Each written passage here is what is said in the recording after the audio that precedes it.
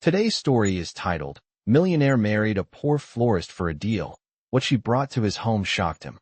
Hello everyone. Before we begin today's story, I have a small favor to ask. Please hit subscribe and turn on the notification bell so you never miss our channel's new videos. It's quick, free, and the best way to support us in bringing you more dramatic stories. Your support means the world to us. Where are you watching from? Drop your city or country in the comments below. Thank you very much. Now, let's get back to our main character. The rain-slicked glass of the Hale Corporation Tower reflected the pale morning light as Lila Rowan clutched the strap of her worn canvas bag, petals still clinging to her sleeves from the sunrise bouquets she'd arranged just hours earlier. She wasn't supposed to be here, 42 floors above the city skyline, where everything smelled like polished marble and money, but desperation had a way of pushing people into worlds that didn't belong to them. When the elevator doors opened with a soft chime, she stepped into the vast executive office where Adrian Hale stood like a sculpture carved from control and cold resolve. His tailored charcoal suit was crisp, his expression unreadable, and his voice carried the weight of a decision already made. "Miss Rowan," he said, not inviting her to sit. "I'll be direct. I need a wife. Temporarily. You need financial help. Let's call it a mutually beneficial agreement." Lila blinked, unsure she'd heard him correctly. She'd come because his assistant said Adrian wanted to discuss a floral contract for an upcoming corporate event. Not this. Not marriage. Not a deal that sounded like it belonged in one of the paperback dramas her customers bought from the thrift store across her flower shop. Adrian slid a thin folder across the desk, its pages whispering against the wood. 1 year. I cover your brother's medical bills, pay off your debts, and restore your flower shop. In return, you act as Mrs. Hale until the board finalizes the inheritance dispute. His tone didn't soften, not even when her breath caught. No romance. No expectations. Just a contract. Lila's heart hammered against her ribs. The scent of lilies still clung to her hands, a soft reminder of the world she came from, one filled with soil and stems and sunlight, not legal agreements. And cold skyscrapers. "Why me?" she whispered. Adrian's jaw tightened, a shadow flickering in his eyes. "Because you're ordinary," he said. "No connections. No agenda. And you won't complicate things." That should have insulted her. Maybe it did. But the truth was sharper. Her brother needed surgery. Her shop was weeks from foreclosure, and she had run out of miracles. And so, with trembling fingers, she touched the folder, feeling the weight of her choice settle on her shoulders like winter frost. She didn't know it yet, but the thing she carried with her, the small wooden box hidden deep in her canvas bag, would be the very thing to turn Adrian's world upside down. But in that moment, all she could manage was a shaky breath as she whispered, "What happens next?" Adrian looked at her, as though sealing a fate. "Next," he said quietly, "you become my wife." The city skyline blurred behind the rain-streaked window as Lila Rowan stepped out of the Hale Corporation Tower, the contract folder pressed tightly against her chest, as if it might disappear if she loosened her grip. The morning air was cold, sharp enough to sting her lungs, but she barely felt it. Her mind replayed Adrian Hale's voice again and again, each word landing with the weight of a life she never asked for. "Marry me. It is a deal. Nothing more." She walked the 4 blocks back to her flower shop on autopilot, her worn sneakers splashing through shallow puddles on the cracked sidewalk. The familiar scent of soil and lavender greeted her as she unlocked the door, the tiny bell above it chiming softly. It felt like stepping back into herself, the version of her before skyscrapers and impossible proposals. Buckets of roses and peonies lined the counter, petals unfolding like quiet promises. She touched them gently, letting the cool softness ground her. This was her world, her safe place. But her safe place was dying. A stack of unpaid bills waited on the counter, including the one stamped in red, "Final Notice." She closed her eyes and exhaled shakily, her fingers brushing the wooden box inside her canvas bag. She had carried it since the day her mother passed, the only thing she left behind besides memories of sunlight through greenhouse glass. Lila whispered to the empty shop, "What would you do, Mom?" The silence answered for her. By late afternoon, she found herself back at the hospital, the antiseptic smell mixing with her fading perfume of wildflowers. Her younger brother, Evan, lay asleep in the narrow bed, monitors quietly beeping beside him. His face was pale, too pale for a 20-year-old who once biked miles just to deliver flowers for her. She adjusted his blanket, her heart twisting. The doctors reminded her again that his surgery needed to happen soon. Weeks, not months. She could not lose him. When she stepped back out into the hallway, she finally opened the contract folder. Her vision blurred for a moment, but she steadied herself. 1 year as Adrian's wife. Payment up front. Protection guaranteed. No emotional involvement. No personal boundaries crossed. No questions. It was clinical, cold, efficient. Exactly like him. But it was everything she needed. That night, long after she closed the shop, she sat on her apartment floor beneath the flickering kitchen light. She read the contract again. Then again. Outside, sirens wailed in the distance, and the city hummed with the relentless rhythm of survival. At exactly 1:12 a.m., she signed it. Her hand trembled only once. The next morning, she returned to the tower where Adrian stood waiting for her with his hands in his pockets. Posture straight. Expression unreadable. His office felt colder this time, the air too still, as if it was holding its breath with her. He did not ask if she was sure. He only glanced at the signed contract and gave a small nod. The ceremony will be tomorrow, he said. It will be simple. 30 minutes. My lawyer will handle the paperwork. She swallowed. Do I need to bring anything? Just yourself, he replied, already turning away.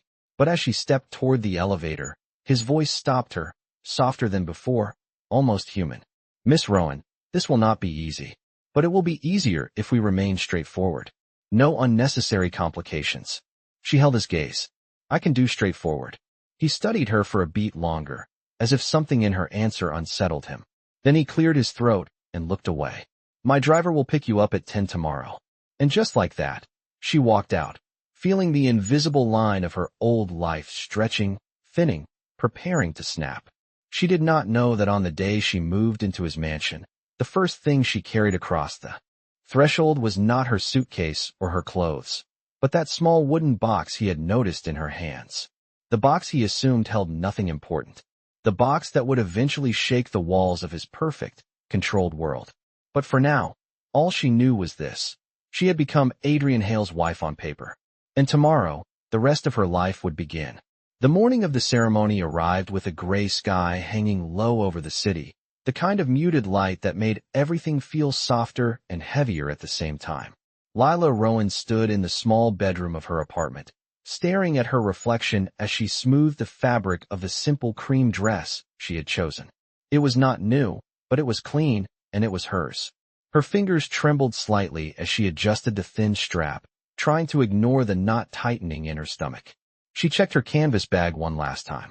The wooden box was inside, wrapped in a folded scarf to keep it from moving. She did not know why she brought it. Maybe it was comfort. Maybe it was fear. Maybe it was the last piece of her life before everything changed. When the doorbell rang, she inhaled deeply and opened it to find a sharply dressed driver waiting with a polite nod. Miss Rowan, Mr. Hale sent me, he said, stepping aside to guide her to the sleek black sedan parked outside. The leather interior felt too smooth beneath her hands, too clean, too foreign. As the car pulled away, her flower shop disappeared in the rearview mirror, shrinking until it was just a speck, then nothing. At the courthouse, Adrian Hale stood at the base of the marble steps, a figure carved out of order and precision. His charcoal suit looked untouched by the wind, his dark hair perfectly in place, his composure absolute. When Lila stepped out of the car, he allowed himself one long look at her, not of admiration but of evaluation, as though confirming she was indeed the woman who had agreed to this contract. You are on time, he said simply. Thank you for that. She nodded, unsure whether to respond or stay silent. He offered his arm, a gesture so formal it almost startled her. She took it because she did not know what else to do. Inside, the ceremony was exactly as he described. Simple, efficient, unemotional. The judge read the vows with practiced monotony, the kind used for dozens of couples before them and dozens after. There were no flowers, no music, no friends, no celebration. Just signatures, witnesses, and the faint echo of their words bouncing against the high stone walls. When the time came to exchange rings, Adrian opened a small velvet box and revealed 2 plain bands. No engravings, No flourish. Just metal, cold and straightforward. He slid the ring onto her finger, his touch steady but distant. She did the same for him, her hand shaking slightly as his eyes flicked up to meet hers. For a brief second, something flickered there. Uncertainty, maybe, or hesitation. But it was gone too quickly to understand. By the authority vested in me, the judge said, closing the book with a soft thud, you are now legally married. The words settled in Lila's chest like a weight she had no way of lifting. Married. To a man she barely knew. For reasons that did not include love. As they stepped back onto the courthouse steps, the wind picked up, tugging at her hair and sending a chill across her skin. Adrian glanced at her, his tone polite but not warm. My home is prepared for your arrival. You will have your own room, of course, and the staff has been instructed to assist you with anything you need. She swallowed. Thank you. His eyes flicked to the canvas bag hanging from her shoulder. You brought very little. She tightened her grip on the strap. I only brought what matters. He seemed to consider that answer, but he did not press further. Instead, he motioned for the car. The drive to his mansion took nearly an hour, winding through increasingly wealthy neighborhoods until the city fell away entirely.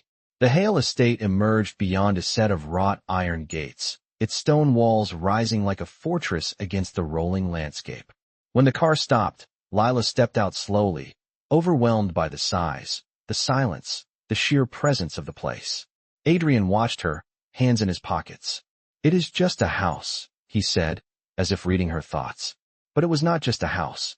It was a world unto itself, vast and intimidating, and she was walking into it carrying only a canvas bag and a wooden box. The door opened with a soft groan, revealing polished floors and warm lights. As she crossed the threshold, the box shifted inside her bag, brushing her side. She did not notice Adrian's eyes drift toward it, his brow tightening for a fraction of a second. He assumed it was insignificant. He assumed everything about her was simple. But he would learn soon enough that the thing she brought into his home was far more powerful than he imagined. And by the time he realized it, nothing in his world would remain untouched. The grand foyer swallowed Lila in a hush so complete that her footsteps felt too loud as she followed Adrian through the mansion. Crystal sconces cast warm pools of light on the polished floors, and the air carried the faint scent of cedar and something colder beneath it, the scent of a place lived in but not loved. Adrian's stride was measured, purposeful, the kind of walk belonging to someone who had spent his entire life navigating power. Lila kept up silently, her canvas bag brushing her hip with every step, the wooden box inside shifting like a heartbeat of its own. Your room is on the west side, Adrian said, his voice echoing softly. It is quiet, away from the main activity of the house. You may come and go as you wish, but certain areas are restricted for privacy and security. She nodded, unsure if he expected a response. The hallways were lined with framed abstract art and tall windows that looked out onto manicured gardens. Everything was curated, controlled, and spotless. Everything felt unfamiliar. When they reached the door to her room, Adrian paused, placing his hand on the brass handle. If you require anything, the staff has been instructed to assist you, he said. Meals are served at 6 in the dining room. If you prefer them in your quarters, you may request it. Lila hesitated before asking, do you expect us to have meals together? Adrian's jaw tightened almost imperceptibly. It is not necessary, he said. This arrangement does not require more interaction than what is publicly visible. The reminder of their deal stung in a way she had not expected. Still, she nodded. I understand. He opened the door, gesturing for her to enter. The room was enormous compared to her apartment, with soft cream walls, a king-size bed layered with thick quilts, and a window overlooking the garden where bare branches twisted like ink strokes against the sky. She stepped inside. Thank you, she murmured. Adrian lingered in the doorway for a moment, studying her with an expression she could not decipher. Then he gave a short nod and walked away, the click of his shoes fading until the house felt silent again. Lila set her bag on the bed and exhaled for the first time since stepping through the gates. She opened the windows slightly, letting in a gust of cool air that carried the distant smell of pine trees. It helped, but it did not erase the heaviness settling in her chest. With careful hands, she pulled the wooden box from her bag and set it on the nightstand. The worn lid bore faint scratches from years of use, and the hinges creaked softly when she brushed her fingers across them. She whispered, "I made it, Mom," even though the room did not care. She unpacked slowly, placing her few clothes in the wardrobe, arranging her small toiletries on the vanity, and folding her scarf neatly on the chair. By the time she finished, the sun had dipped low beyond the trees, casting long shadows through the window. A soft knock sounded on the door. When she opened it, a woman in her 50s with neat gray hair and kind eyes offered a gentle smile. "Mrs. Hale, welcome. I am Miriam, the head housekeeper," she said. "If you need anything, please let me know." Lila managed a grateful smile. "Please call me Lila." Miriam glanced at the wooden box on the nightstand, her gaze lingering with quiet curiosity, but she did not ask. Instead, she said, "Dinner will be ready in an hour. If you prefer to stay here, I will have it brought to you." Lila hesitated. Part of her wanted solitude, but another part felt it might be rude to hide on her first evening. "I will come down," she decided. Miriam nodded warmly. "Very well. The dining room is at the end of the eastern hall." When Lila arrived later, the long dining table stretched like a polished runway beneath a chandelier dripping with glass crystals. Adrian was already seated at one end, a distance that felt almost symbolic. He looked up when she entered, his eyes briefly scanning her expression. "You came," he said quietly. "I thought you might choose the room." "I thought I should try," she replied. A flicker of something, approval, maybe, crossed his face before he masked it. They ate in near silence, the clink of silverware the only sound. The distance between them felt colder than the marble floors, yet underneath the quiet, something else stirred, something subtle but growing. Lila felt it before she understood it. The sense that this house, this marriage, this man, all held layers she had not yet seen. And Adrian, watching her when she looked away, felt something unsettling too, something he had not planned for. The contract was simple. The reality, however, was already beginning to complicate itself. The first full morning at the Hale estate began before sunrise. A pale blue glow filtered through Lila's curtains as she blinked awake to a silence so complete it felt foreign. She sat up slowly, noticing how the room's warmth contrasted with the cool outside air drifting through the cracked window she had left open. Today would be her first day living as Mrs. Hale in name only, but the title still felt too large for her small frame. She glanced at the wooden box on the nightstand, the soft grain catching the early light. It grounded her, reminded her who she was before all of this. After dressing in a soft sweater and worn jeans, she made her way through the hallway, her steps echoing lightly. The house staff whispered greetings politely, their eyes curious but kind. When she reached the kitchen, she paused. The room was bustling quietly with cooks preparing breakfast, yet the moment she stepped inside, everything stilled for a beat. Miriam smiled warmly. "Good morning, Lila. Would you like something to eat now, or would you prefer the dining room?" Lila hesitated, then said, "Here is fine, if that is allowed." Miriam's expression softened. "Of course." Lila took a seat at the small wooden breakfast table tucked beside a window overlooking the side garden. As she sipped warm tea and ate toast with honey, she noticed the garden below looked tired and neglected despite the estate's wealth. Twisted branches tangled together, patches of dirt stretched bare, and several planter boxes sat empty. Even from this distance, she knew the soil was nutrient-starved. She leaned forward instinctively, analyzing the layout, imagining blooms where there were none. She did not notice Adrian entering the kitchen doorway until Miriam dipped her head respectfully. "Good morning, Mr. Hale," Miriam said. Lila straightened abruptly. Adrian's eyes flicked toward her, his expression unreadable. He was dressed in a tailored black coat, ready for the board meeting she had heard mentioned the night before. "You are up early," he said. She nodded. "I could not sleep much." "That happens when the environment changes," he replied. For a moment, he looked as though he wanted to say more, but he simply added, "I will be out for most of the day. If you need anything, Miriam will help." "Thank you," she said softly. Adrian's gaze shifted past her toward the garden outside. "You noticed it, did you not?" She blinked. "Noticed what?" "The garden," he said. "It was my mother's. No one has touched it in years." His voice tightened slightly, an unexpected thread of emotion woven into his usually controlled tone. Lila hesitated, then said, "It has good bones." It could come back to life. Perhaps, he said, though he did not sound convinced. After he left, Lila drifted outside, drawn by instinct toward the forgotten garden. Cold air brushed her cheeks, and the ground crunched faintly beneath her sneakers. She walked through the narrow stone path, touching the brittle branches gently, examining the soil with the practiced eye of someone who had spent years nurturing life from dirt. As she knelt by the largest planter bed, the wooden box echoed in her memory. She rushed back to her room, retrieved it, and carried it to the garden with both hands wrapped protectively around it. Once outside, she sat on the edge of the stone border and opened the lid slowly. Inside lay small packets of seeds, each labeled in her mother's handwriting, slightly faded but still beautiful. Lavender, garden roses, sweet peas, marigolds, and a blend of wildflower seeds her mother had created herself. Lila traced the writing with her thumb. "You always believed in growing things," she whispered. With care, she pressed her fingers into the soil.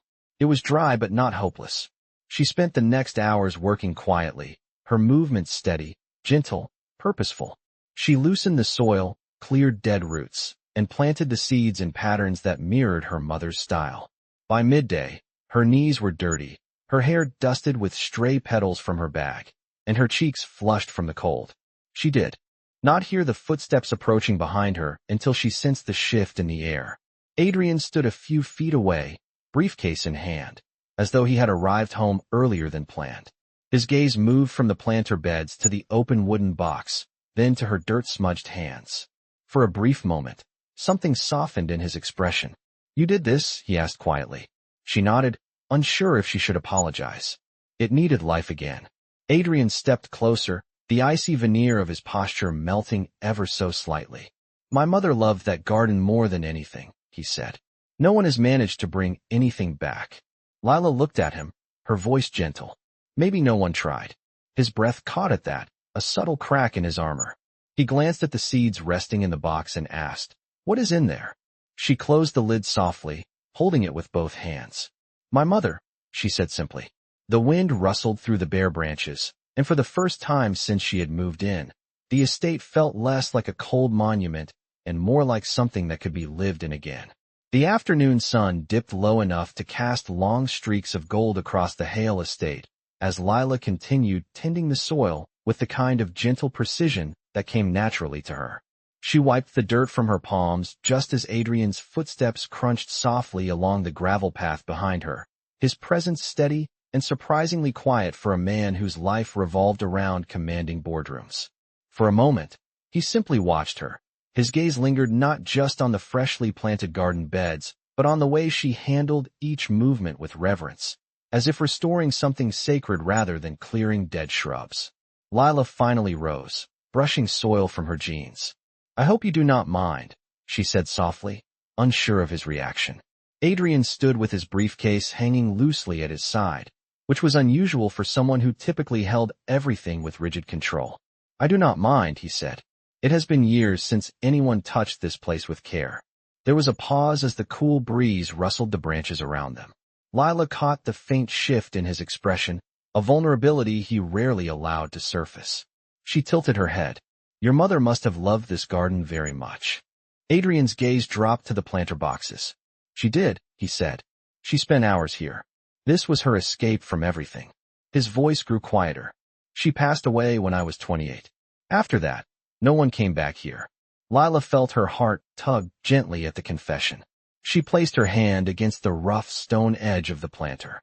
Sometimes things wait for the right person to bring them back. When he looked at her, something unspoken passed between them before he cleared his throat sharply and shifted back into his controlled demeanor. "You should clean up. The staff will prepare dinner soon," he said, though the words were softer than usual. As he walked away, Lila watched him, sensing there were stories hidden beneath his polished exterior, stories he had not shared with anyone in years.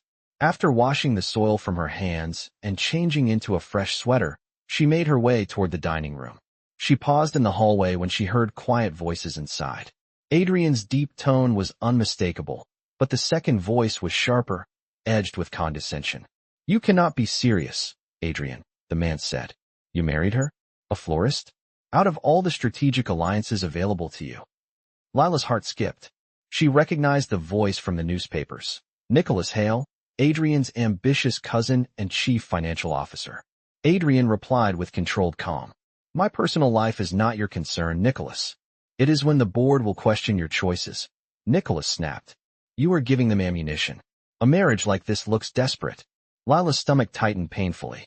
She knew she should walk away, but she could not stop listening. Adrian's voice cut through, low and firm. I do not require your approval. Lila is my wife. That is all anyone needs to know. Nicholas scoffed. For now? But when the truth comes out, there is no truth to expose, Adrian interrupted sharply. Leave it alone, Nicholas. Footsteps approached, and Lila quickly backed away from the doorway, pretending to study a painting on the wall. Nicholas strode out first, his expression twisted with irritation. He looked her up and down with a sneer disguised as a smile. Mrs. Hale, he said with false politeness. How lucky for you. Without waiting for her response, he disappeared into the corridor. Adrian emerged a moment later, his eyes finding hers instantly. She expected coldness or annoyance, but instead he looked almost protective. I apologize for Nicholas, he said. He tends to overstep. Lila swallowed the tightness in her throat. He is worried about your image. I understand. Adrian's jaw flexed. My image is my concern, not his. And not yours. She looked at him, surprised. You defended me. His gaze softened just a fraction. Of course I did. Regardless of the circumstances, you are my wife, Lila. The words settled in her chest, warm and unsettling all at once. Dinner that night was quieter than usual. Adrian seemed deep in thought, his eyes occasionally flicking toward her as if reassessing something he once believed to be simple. After the meal, Lila returned to her room with the wooden box resting in her hands. She opened it, tracing the seed packets again. Her mother's handwriting felt like a whisper from another world. She looked out the window toward the garden where small changes already hinted at hope. She thought of Adrian's voice when he defended her, and how different it sounded from the cold CEO she met in his office. Something was shifting between them. She could feel it like a tremor in the air, quiet but undeniable. And although neither of them said it aloud, the marriage that began as a contract had started to breathe like something alive, something neither of them expected and neither could fully control. The next morning arrived with a soft haze settling over the estate, the kind that made the world feel quieter and more fragile. Lila stepped into the garden just after sunrise, drawn by the comforting scent of damp earth. Small hints of green peeked through the soil where she had planted the seeds, delicate and brave. She crouched down, brushing her fingertips over the tiny sprouts, her heart lifting with a soft ache of pride. She did not hear Adrian approaching until his shadow stretched beside hers. You are out early again, he said, his voice gentler than usual. Lila stood, brushing dirt from her palms. I wanted to check on them. They are starting to grow. Adrian's eyes followed her gaze, lingering on the emerging life. My mother would have liked you, he said suddenly, surprising both of them. Lila turned to him slowly. Why do you say that? Adrian hesitated, as if choosing his words with unusual care. She believed in people who brought life into places that had lost it. You are doing that here. The compliment settled warm in her chest, so unexpected it left her breathless. Before she could respond, Adrian's phone buzzed sharply in his pocket. His expression shifted back into CEO mode, cool and focused. I need to take this, he said, stepping away. As he answered, his tone hardened. Yes, I will be there in 10 minutes. Tell the board to wait. Lila watched him walk back toward the house, the stiffness in his stride returning like armor slipping back into place. For the rest of the morning, the estate felt strangely empty without his presence. At noon, Miriam found Lila in the kitchen, where she was learning how to slice vegetables the same meticulous way the chef demonstrated. Lila, Miriam said with a warm smile. Mr. Hale requested that you join him at the office this afternoon. He wants you to be seen. Lila blinked in surprise. Seen? Where? The Hale Corporation. He is attending a meeting, and he wants his wife with him. The word, wife, still felt foreign, but there was no hesitation in Miriam's tone. Lila nodded, though her nerves coiled tight in her stomach. In the car, she smoothed the soft fabric of the light blue dress she had chosen, hoping it looked appropriate. When she arrived at the tower, Adrian was waiting for her in the marble lobby, dressed in a navy suit that sharpened every line of him. His eyes swept over her with a look she could not quite decipher.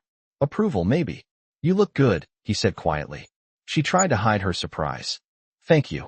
They rode the elevator together, the soft hum filling the silence between them. He stood close enough that she felt the warmth of his presence, but not close enough to touch. At the top floor, glass doors opened to a spacious conference hallway where employees paused and stared.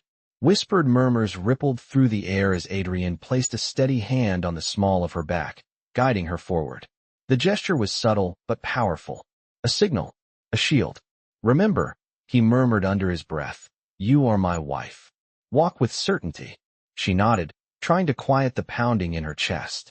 When the conference room doors opened, Nicholas was the first to react, his brows rising sharply. You brought her, he said with a forced smile. Of course, Adrian replied flatly. My wife belongs by my side. The board members rose from their seats, trying to conceal their surprise.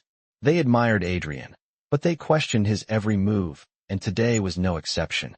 As he introduced her formally, Lila held her posture straight, aware of every pair of eyes studying her. Adrian presented quarterly updates, strategies, and projections with precision, his voice steady and commanding. Yet every so often, his gaze drifted toward her briefly, as if checking that she was still there, still steady, still part of the facade he built. But the longer she sat beside him, the more she realized it was no longer just a facade. When the meeting ended, Nicholas approached with a smirk that did not reach his eyes. You looked overwhelmed, he said to Lila. Corporate life is not easy for everyone. Before she could reply, Adrian stepped beside her, his jaw tightening. She handled herself fine, he said sharply. Better than some. Nicholas's smirk faltered. Touchy today, cousin. Adrian did not respond. He instead guided Lila out of the room with a protective calm she had begun to recognize. Once they stepped into the quiet hallway, she looked up at him. You did not have to defend me again. He met her gaze, something unspoken flickering in his eyes. I did, he said.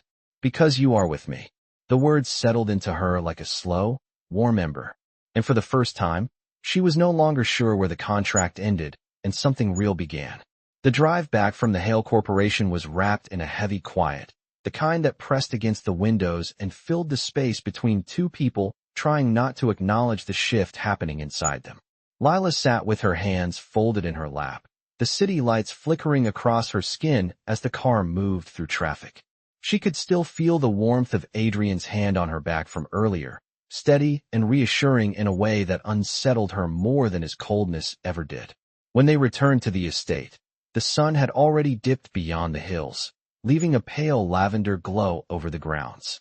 Adrian stepped out first, then paused as if waiting for her. She joined him, her breath catching slightly as the cool evening breeze swept past. You handled today well, he said, his voice lower than usual, almost thoughtful. Better than I expected. She smiled faintly. You say that like you expected me to faint in the conference room. The corner of his mouth lifted. I did not rule it out. They walked toward the front door together, side by side, but still carrying the tension of two people learning to navigate a strange, fragile connection. Inside, the house felt warmer than usual, a soft hum of life lingering in the air. But that warmth shattered the moment they stepped into the foyer. Nicholas Hale stood near the staircase, leaning casually against the railing with a glass of whiskey in hand. He looked perfectly at home, which immediately set Lila on edge. Adrian stiffened. You did not mention you were coming, he said coldly. Nicholas swirled the amber liquid in his glass. I figured family does not need an appointment.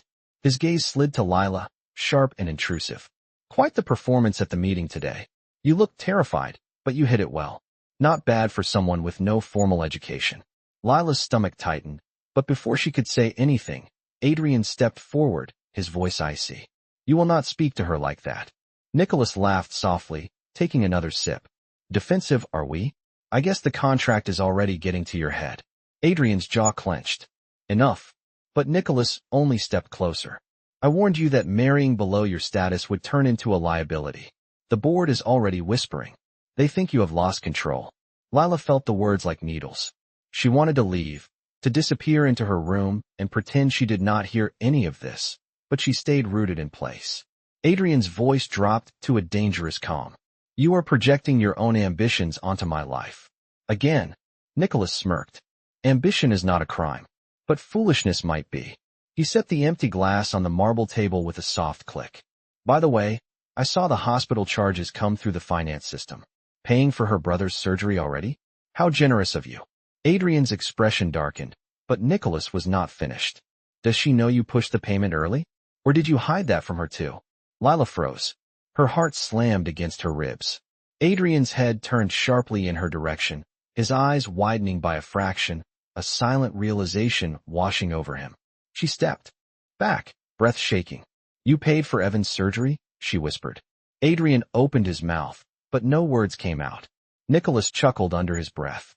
It seems your perfect arrangement has a few cracks. Lila's eyes stung as she turned away from both men. Why did you not tell me? She asked, her voice breaking. Adrian took a step toward her, his tone urgent.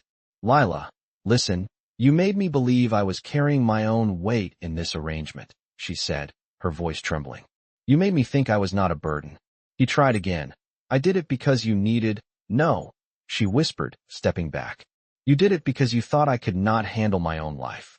The pain on her face was sharper than anything he had expected. Nicholas watched with quiet satisfaction. Adrian shot him a lethal glare. Get out, he said through clenched teeth. Nicholas raised his hands. Fine. I was leaving anyway. As he walked away, his parting words drifted through the air. Careful, cousin. You cannot control everything. Not even her. When the door finally shut behind Nicholas, the silence felt colder than winter. Adrian turned to Lila, his voice low, almost pleading. I was trying to help. She shook her head, tears gathering at the corners of her eyes. You should have trusted me enough to tell me. And without waiting for his reply, she walked down the hallway, her footsteps fading into the distance as Adrian stood rooted in place, realizing for the first time that the line between protecting her and losing her was thinner than he ever imagined.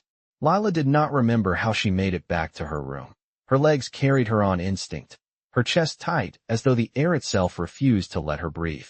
When the door closed behind her, she pressed her back against it, her hands shaking as the weight of Nicholas's words echoed through her mind. Adrian had paid for Evan's surgery, not just agreed to it in the contract, but pushed the payment through early, quietly, secretly. She had believed she was holding on to her dignity, believed she was standing on her own feet inside this arrangement. But now it felt as if the ground had been pulled out from under her. She crossed the room and sat on the edge of the bed, staring at the wooden box, resting on her nightstand. Her mother would have known what to do. Her mother always knew how to talk her down from the storms in her chest. But now all Lila could do was hold tightly to the edge of the blanket and try to steady her breath. Downstairs, Adrian remained in the foyer, the silence pressing against him like a punishment. He replayed the moment again and again, the hurt in Lila's eyes cutting deeper than any business betrayal he had ever experienced. When he finally climbed the stairs, he paused outside her door, but the words he wanted to say tangled in his throat. After a long moment, he exhaled, defeated, and walked away. The next morning, Lila woke early, though she felt as if she had barely slept. She needed air, space, anything that did not smell like marble or pressure or disappointment. She slipped outside and headed straight for the garden. The sky was still pale, the world quiet except for a distant bird call. She knelt beside the garden beds, her fingers moving through the soil as if the earth could absorb her confusion. Hours passed. She did not hear Adrian approach until he spoke softly behind her. You should eat something. She did not look at him. I am not hungry. He stepped closer, the gravel crunching beneath his shoes. Lila, I did not mean to hide anything from you. She kept her gaze on the sprouts. But you did. He paused, searching for the right words. I thought it would relieve pressure. I thought it would give you peace. That is not your decision to make, she said quietly. I needed honesty more than protection. The hurt in her voice tightened something in his chest. You are right, he said. I should have told you. She finally looked up at him, her eyes filled with sadness rather than anger. Do you know what it feels like to lose control of your own life, Adrian? He swallowed. More than you think. The vulnerability in his tone caught her off guard. But before she could ask, footsteps sounded from the entrance of the garden. Miriam hurried toward them, her expression tense. Mr. Hale, she said, clasping her hands nervously. There are reporters at the gate. Quite a few of them. Lila's eyes widened. Reporters? What? Adrian's features sharpened. all softness replaced with steel. Nicholas, he said under his breath. He leaked it. Leaked what? Lila asked, her heart racing. Miriam hesitated. The marriage. The hospital payment. Everything. Lila felt the blood drain from her face. Adrian turned to her, his voice firm. Stay inside. I will handle this. But she stepped back. If they know everything, then hiding will make it worse. Adrian froze, surprised by her resolve. Lila, you asked me to walk beside you yesterday, she said. Let me do it now. For a moment, he simply stared at her, something unspoken flickering between them. Then he nodded. All right, but stay close to me. They walked together toward the front of the estate. As the gates came into view, Lila's breath caught. Cameras flashed wildly, microphones thrust forward through the bars. Reporters shouted questions. Mr. Hale, is it true your marriage was arranged? Mrs. Hale, are you exploiting your husband's wealth? Did you pressure him into paying your brother's medical bills? Lila flinched as the questions pierced the air like arrows. Adrian stepped forward protectively, placing his hand at her back again. But this time the gesture felt different. Not staged. Not contractual. Genuine. Enough, he commanded the reporters, his voice carrying like thunder. My wife is not to be harassed. The word wife hit the crowd instantly, drawing a wave of even louder questions. Lila's pulse hammered. Adrian glanced at her, silently asking her to let him handle the chaos. But as she looked out at the flashing lights, something inside her hardened. She had spent her whole life being underestimated, dismissed, silenced. Not today. She stepped forward. The crowd erupted, voices overlapping in a chaotic storm. Mrs. Hale, is this marriage real? Did you marry him for money? Lila lifted her chin, her voice steady despite the shaking in her chest. I married Adrian Hale, knowing the world would judge me. But I did not marry him for money. The cameras clicked violently. Adrian stared at her, stunned. She continued, I married him because he offered help when I had no one else. And I am not ashamed of the fact that my brother needed medical care. Her voice strengthened. But I am ashamed that the world thinks compassion is weakness. A hush fell over the crowd. Adrian watched her, something in him breaking open. She had stepped into the storm with nothing but truth. When she finally turned back toward him, his eyes held something she had never seen so clearly before. Awe, respect, and something deeper he could no longer hide from himself. Something he was terrified to name. And as they walked back into the estate together, he realized the contract had begun to mean nothing compared to the woman walking beside him. The moment the mansion doors shut behind them, the echo of the reporters' voices still clinging to the air like static, Lila felt her knees weaken. She steadied herself against the wall, her heart pounding with the aftershock of speaking in front of an aggressive crowd. Adrian turned toward her immediately, his voice low but urgent. Lila, are you all right? She exhaled shakily. I think so. I just needed to say something. His expression softened in a way that startled even him. You did more than say something. You controlled that crowd better than most trained executives could. You protected us both. The word us hit her deeper than she expected. But before she had time to process it, Miriam appeared from the hallway, worry etched on her face. They are broadcasting the footage already, she said. It is everywhere. Adrian's jaw tightened. Of course it is. Nicholas wasted no time. Miriam hesitated, then added carefully. There are board members calling for an emergency meeting. Some are questioning your leadership. Lila's stomach dropped, but Adrian remained impossibly calm, the kind of calm that came from years of being dissected by investors and advisors. Let them question, he said. I will answer them myself. Miriam nodded and hurried away to prepare the conference room for a virtual call. Adrian turned back to Lila, his voice steady. I need to handle this. Stay here. And no matter what happens in that meeting, you did nothing wrong. She nodded, though uncertainty still twisted inside her. When he left, she paced the room, anxiety pulsing through her veins. The house felt too big, too quiet, too full of expectations she never asked for. She went to the garden to breathe, kneading the earth beneath her hands. Hours passed before Adrian returned, shoulders tight, jaw set. The glow of sunset framed him in the doorway, but there was no peace in his posture. Lila rose from the garden bed, brushing soil from her fingers. How did it go? He stepped closer, rubbing the tension between his brows. Nicholas pushed hard. He claimed our marriage was reckless, that I acted emotionally. That I risked the company. Lila's chest tightened.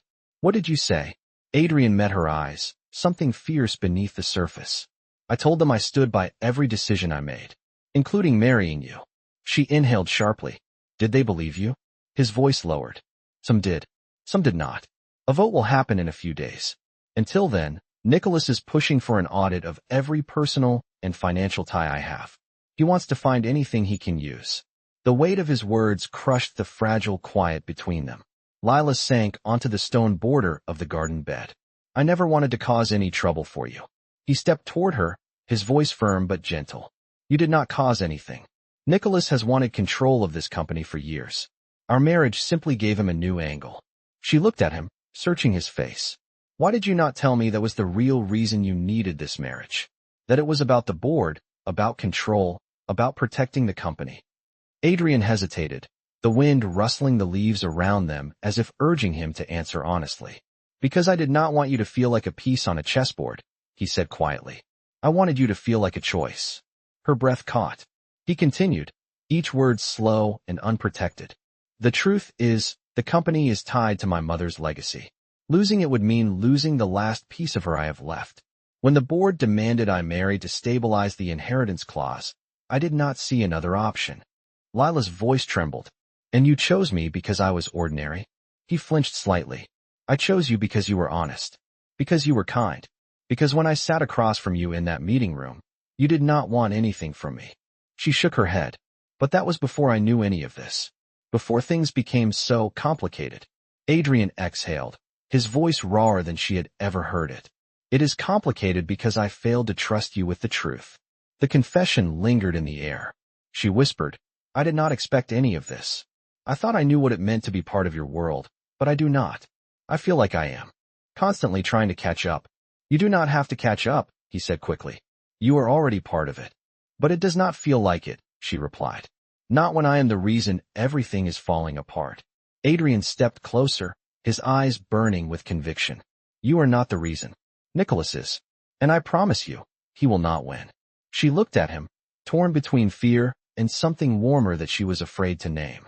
Before either of them could speak again, Miriam appeared in the doorway of the garden, her expression tight with worry. Mr. Hale, she said softly, Nicholas is here. And he is not alone. Adrian's eyes hardened instantly. Of course he is. Lila stood, anxiety tightening her chest once more. Miriam continued. He brought 2 board members with him. They want to speak to you both. Lila felt the world tilt beneath her feet. Adrian met her gaze, his voice low but steady. Whatever happens next, you stay beside me. We face it together. And for the first time, the word together did not feel like a contractual clause. It felt like the beginning of something they had both been running from. Something real, something dangerous, and something neither of them could stop now. Nicholas stood in the center of the foyer as if he owned the mansion, his suit immaculate, his smirk sharpened like a blade. Beside him were 2 board members, Mr. Langford and Ms. Pierce, both dressed in the rigid confidence of people who had never once doubted their place in the world. As Lila and Adrian approached, the room tightened with tension. Nicholas glanced at Lila first, his eyes gleaming with something predatory. There they are, he said. The couple of the hour. Adrian stepped forward, placing himself half in front of Lila without thinking. What do you want, Nicholas? Nicholas folded his hands behind his back. A conversation. A transparent one. The board deserves clarity. And since you 2 love transparency, he shot Lila a pointed look. We thought it best to come in person. Ms. Pierce cleared her throat. Mr. Hale, allegations have surfaced regarding the timing and motivation of your marriage. Investors are concerned. They fear you married hastily to satisfy the inheritance clause, jeopardizing the stability of leadership. Mr. Langford nodded. This is a critical matter. Nicholas has raised legitimate questions about your judgment in the last few weeks. Lila felt the accusation burn through the air. Adrian's jaw tightened, but his voice remained calm. My judgment is not what is in question here. What is in question is Nicholas's campaign to undermine me. Nicholas let out a soft laugh. Undermine? Adrian, I am trying to save this company from your recklessness.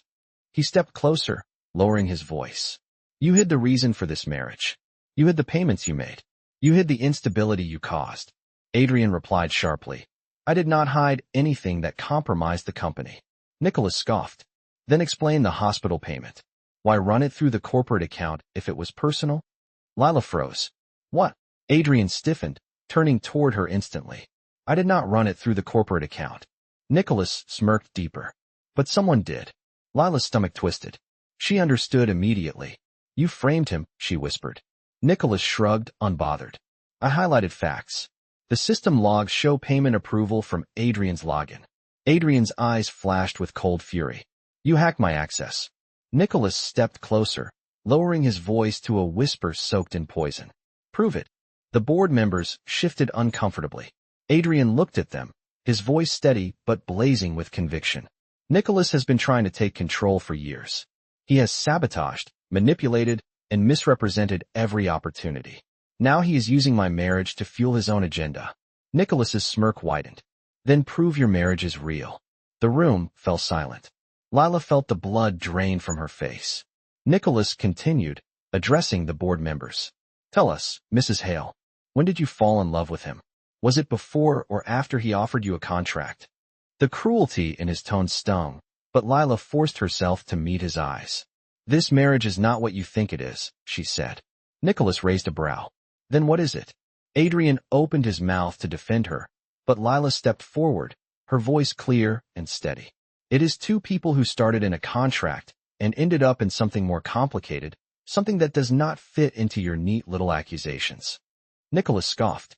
That sounds like a confession. It is a statement, Lila replied. A statement that human relationships do not operate on your timelines or your rules. Adrian did not exploit me. He did not deceive me. And he certainly did not marry me to manipulate the board. Mr. Langford frowned. Then why the secrecy? Why all the inconsistencies? Adrian exhaled slowly, the fight in him shifting to something softer, something honest. Because I made mistakes, he said. I tried to protect her by keeping her at a distance. I tried to protect the company by keeping details to myself. Both were mistakes I am correcting now. Nicholas's expression faltered for the first time. Adrian continued, his voice stronger. I married Lila to secure the company, yes. But I chose her because she is the only person I have met in years who sees me as a human being and not a paycheck or a throne. The board members exchanged looks. Lila felt her chest tighten as Adrian turned to her fully, his eyes raw, unguarded. I should have trusted you, he said. I should have told you the truth from the beginning. Not because of the contract, but because you deserved honesty. The silence that followed felt like a held breath. Nicholas tensed, sensing control slipping through his fingers. Miss Pierce finally spoke. Adrian, we will request an audit. But your explanation holds weight. And your wife's statement impacts public perception more than we expected. Mr. Langford nodded. The vote will proceed, but this conversation changes things. As they turned to leave, Nicholas glared at Adrian, venom simmering beneath his skin. This is not over, he hissed. Adrian replied calmly. It is for you. When the door finally shut behind them, Lila released a breath she did not realize she had been holding. Adrian turned toward her, the weight of everything between them heavy in the dim light of the foyer. Lila, he said softly. She lifted her eyes to meet his. Whatever he was going to say next was not in the contract at all. The foyer felt impossibly still after the door closed behind the board members, the silence settling between Lila and Adrian like a fragile thread waiting to be touched. Lila stood with her hands clasped in front of her, her heart beating fast, not from fear now, but from the weight of everything that had just unfolded. Adrian took a slow step toward her, his expression no longer shielded behind the cold composure he used like armor. Lila, he said quietly, the single word carrying more emotion than anything he had spoken all day. She met his gaze, seeing the exhaustion. In his eyes, the strain of fighting battles she never wanted to be the cause of.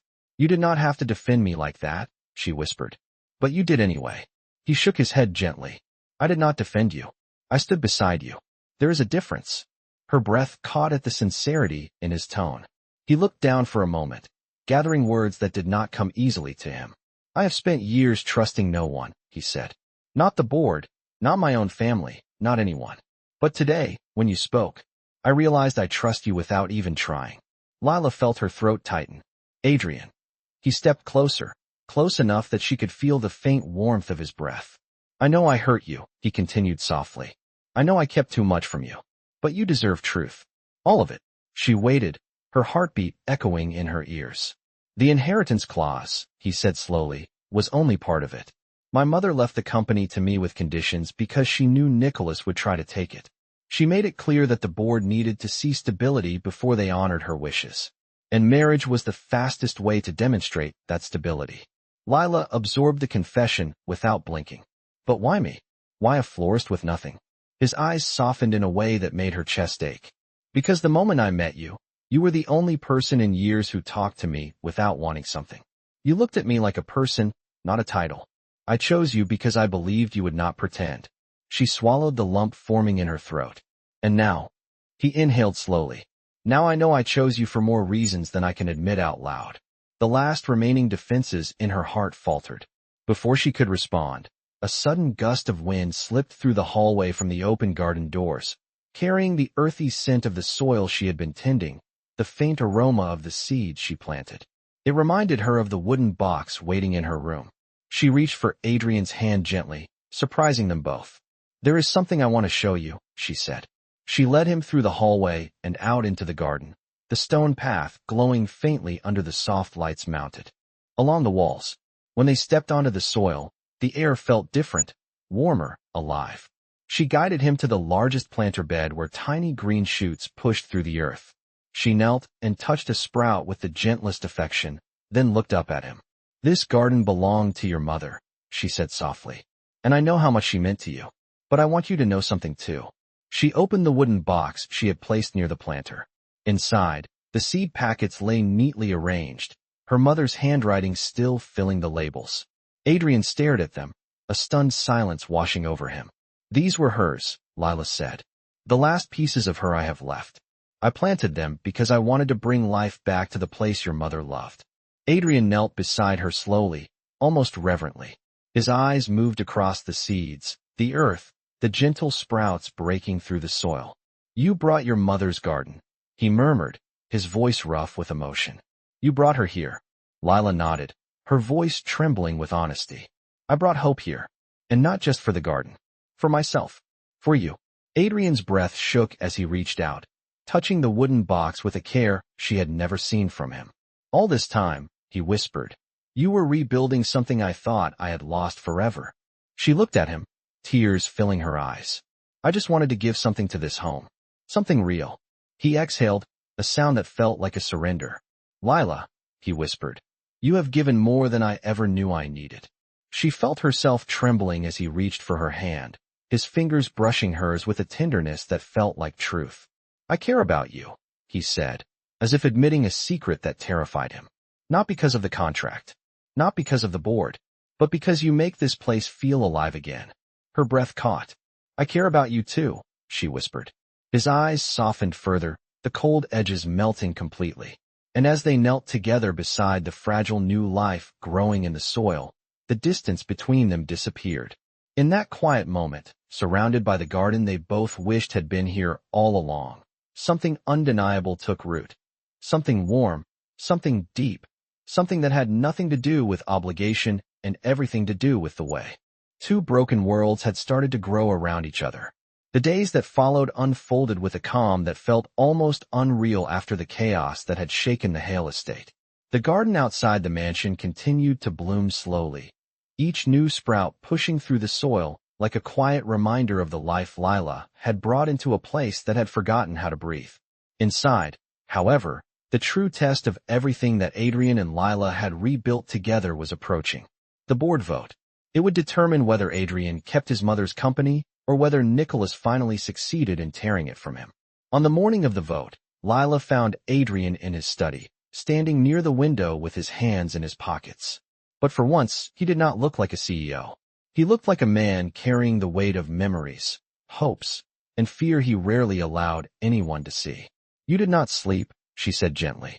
Adrian turned toward her, his eyes softening. Not much. Today is the day everything changes. She stepped closer, her voice steady. No, today is the day everything becomes clear. He looked at her for a long moment, as though grounding himself in the steadiness she offered. Walk with me, she asked. He nodded, and together they went into the garden. The air smelled of earth and morning dew. Tiny petals had begun to form on the first row of sprouts, delicate but determined. Your mother would be proud of you, Lila whispered. Adrian blinked hard. I hope so. She touched his hand, letting her fingers brush his gently. You built this company with integrity. You stood up against greed. You protected your mother's legacy. No one can take that from you. He exhaled slowly, as if releasing years of pressure in a single breath. And you, he said softly. You changed everything without even trying. Lila felt warmth rise in her chest. I only planted flowers, she said. No, he murmured, stepping closer. You planted hope. The moment lingered, quiet but filled with emotion neither of them needed to name aloud. When the time came to leave for the board meeting, Lila insisted on going with him. Adrian hesitated at first, worried for her after the chaos of the past days, but she stood firm. You are not facing this alone, she said. At the Hale Corporation headquarters, board members filled the long table, their faces tight with anticipation. Nicholas sat near the end of the table, openly confident, as if the outcome had already been decided. Adrian took his place at the head of the table, and Lila sat silently beside him. When the meeting began, Nicholas wasted no time. He presented charts, accusations, and carefully crafted arguments designed to paint Adrian as unstable, reckless, and compromised by his personal life. When he finished, he leaned back smugly. Ladies and gentlemen, the evidence speaks for itself. Adrian Hale is no longer fit to run this company. Adrian remained calm. He rose from his seat and addressed the board with quiet strength. For years, I have built this company on transparency, ethics, and respect. I have protected its employees, its mission, and its values. Yes, I made decisions quickly. Yes, my marriage was unexpected. But what you call instability is simply humanity. He looked at them with steady eyes. If you strip the company from me, you are not honoring my mother's legacy. You are handing it to someone who has only ever sought power, not purpose. Nicholas scoffed, but before he could speak again, Lila stood. The room went silent. I know I do not belong in your world, she said. I am not wealthy. I am not polished. I am not what you expected to stand beside a man like Adrian. But I do know this. He is the kind of leader who listens. The kind who protects people even when it costs him everything. And I would rather follow a leader with heart than a man who treats people like stepping stones. Her voice did not shake. Her eyes did not falter. You asked if our marriage is real. It is more real than Nicholas's ambition. It is more real than his desire to manipulate this company. And it is more real than the lies he has told to get here. Nicholas shot to his feet. You have no right. She does, Adrian said sharply. Then he looked at Nicholas with a cold finality. Because she is my wife. And because she has more integrity than you ever will. The vote that followed was swift. And when the final tally appeared, Nicholas's face twisted in disbelief. Adrian remained CEO. Nicholas was removed from his position pending investigation. When they left the building, the afternoon sun cast a warm glow over them. Lila paused at the bottom of the steps, emotion swelling in her chest. Adrian turned to her, his eyes no longer clouded by fear. Lila, he said softly, there is something I want to ask you. She lifted her gaze, her heart trembling. He took her hands gently. We started with a contract. But I do not want a contract anymore. He reached into his pocket and revealed a small velvet box. Not corporate, not cold, but personal. Inside was a simple gold ring, elegant and warm. This time, he said softly, no conditions. No timelines. No signatures. Just love. A tear slipped down her cheek as she whispered, yes. He slid the ring on her finger, and the world seemed to exhale around them. Months later, the garden behind the Hale estate was in full bloom. Colors stretched across the soil like a living painting. And at the center of it, hand in hand, stood Adrian and Lila, no longer bound by obligation, but by choice, by truth, and by the love that had taken root the moment she carried a wooden box into his home. In the end, the millionaire did not rescue the poor florist. They rescued each other.